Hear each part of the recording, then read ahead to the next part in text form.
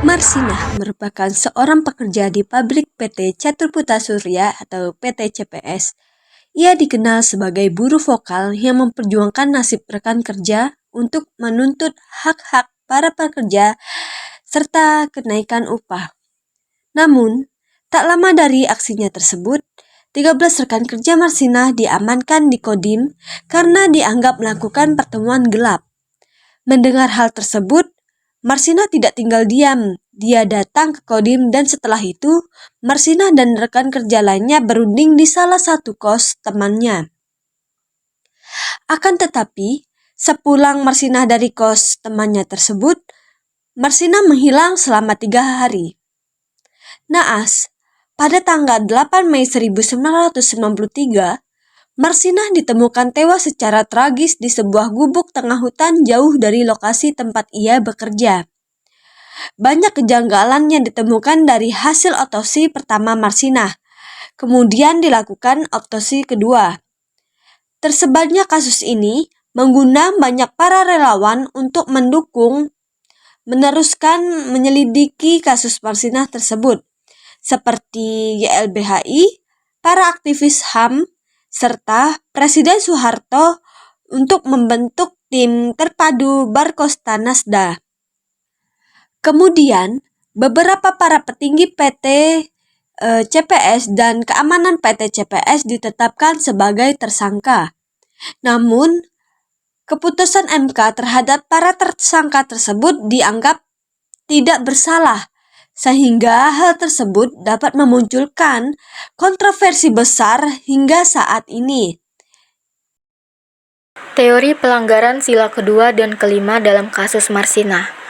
Deklarasi Universal Hak Asasi Manusia pada tahun 1948 menekankan 3 hal yang sangat penting untuk menjamin kebebasan berekspresi, bahwa kebebasan berpendapat dan berekspresi adalah milik semua manusia tanpa pengecualian, bahwa semua orang memiliki hak untuk mencari, menerima, dan memberikan informasi dan gagasan, dan bahwa arus informasi dan gagasan informasi serta gagasan tidak boleh dibatasi oleh batas-batas nasional.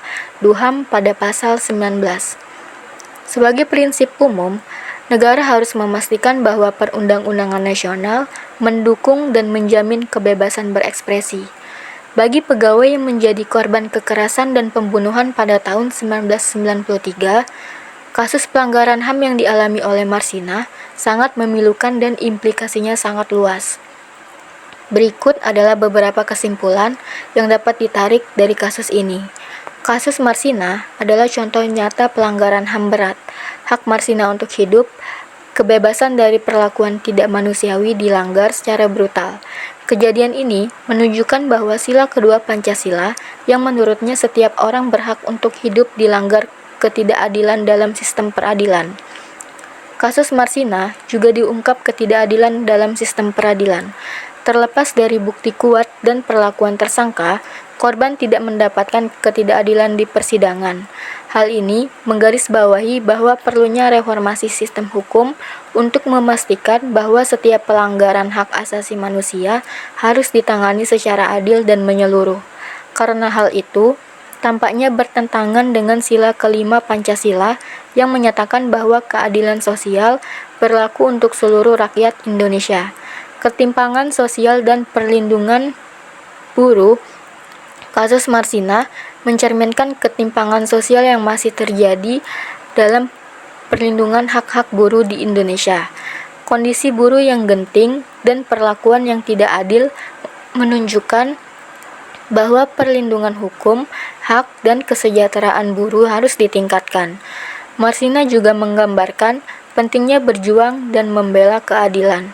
Solidaritas dan perjuangan berbagai pihak turut menciptakan ruang diskusi HAM dan mendorong perubahan yang lebih baik dalam perlindungan HAM di Indonesia. Kasus Marsinah menjadi pengingat penting bahwa diperlukan upaya berkelanjutan untuk keadilan, perlindungan hak asasi manusia, dan peningkatan kesehatan serta keselamatan di tempat kerja. Diharapkan dengan mempertimbangkan kasus-kasus tersebut, langkah-langkah konkret dapat diambil untuk mencegah pelanggaran HAM di masa yang akan mendatang dan memberikan keadilan bagi para korban. Jadi, ketidakselesaian kasus ini dapat memberikan pesan bahwa pelanggaran hak asasi manusia dapat terjadi tanpa konsekuensi yang dapat merusak kepercayaan masyarakat terhadap lembaga hukum dan pemerintah. Ketika kasus Marsinah, seorang buruh pabrik pada era Orde Baru, belum diselesaikan, dapat muncul ketidakpercayaan terhadap sistem hukum, terutama dalam penegakan keadilan terhadap pelanggaran hak asasi manusia. Keluarga korban dan masyarakat yang peduli terhadap hak asasi manusia mungkin merasa frustasi dan kecewa dengan ketidaktransparan serta lambatnya proses penyelesaian. Dampaknya bisa melibatkan protes, kampanye, advokasi, dan peningkatan kesadaran akan isu keadilan. Ketidakselesaian kasus ini juga dapat memperkuat ketidakpuasan dan ketegangan sosial di masyarakat. Keluarga korban dan pendukung hak asasi manusia mungkin merasa ditinggalkan oleh sistem hukum, sementara pelaku kejahatan mungkin tidak mendapatkan sanksi yang layak. Semua ini dapat menciptakan rasa ketidakadilan yang berkepanjangan dan mempengaruhi stabilitas sosial. Jika kasus Marsinah, seorang aktivis buruh pada masa Orde Baru di Indonesia, dapat diselesaikan, hal ini akan memberikan keadilan bagi dirinya dan keluarganya serta penutup kasus tersebut.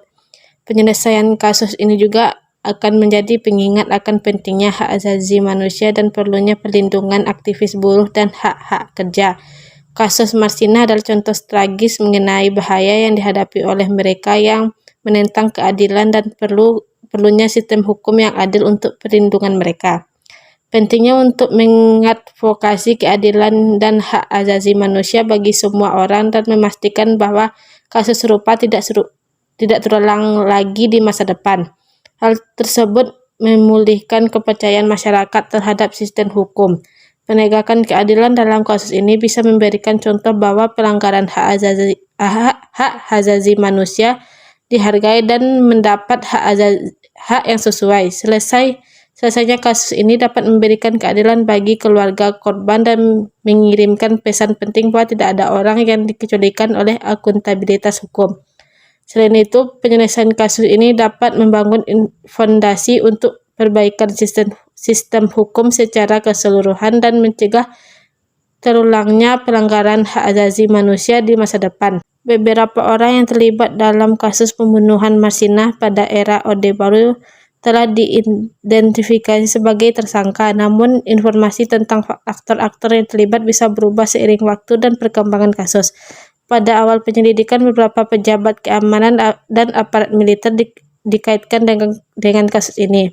Keterlibatan aparat keamanan dan militer dapat menciptakan keterlibatan dengan pemerintah.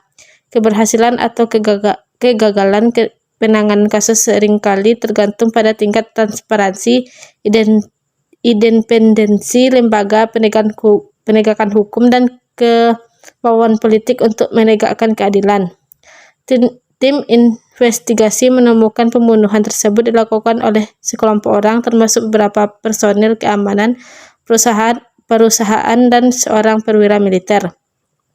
Penyelidikan menemukan bahwa pembunuhan tersebut dilakukan oleh sekelompok orang, termasuk beberapa personel keamanan perusahaan dan seseorang perwira militer. Para pelaku pembunuhan tersebut dijatuhi hukum penjara dan Pengadilan Negeri Surabaya dan Pengadilan Tinggi Surabaya, kecuali satu orang yang dibebaskan dari tuduhan pembunuhan.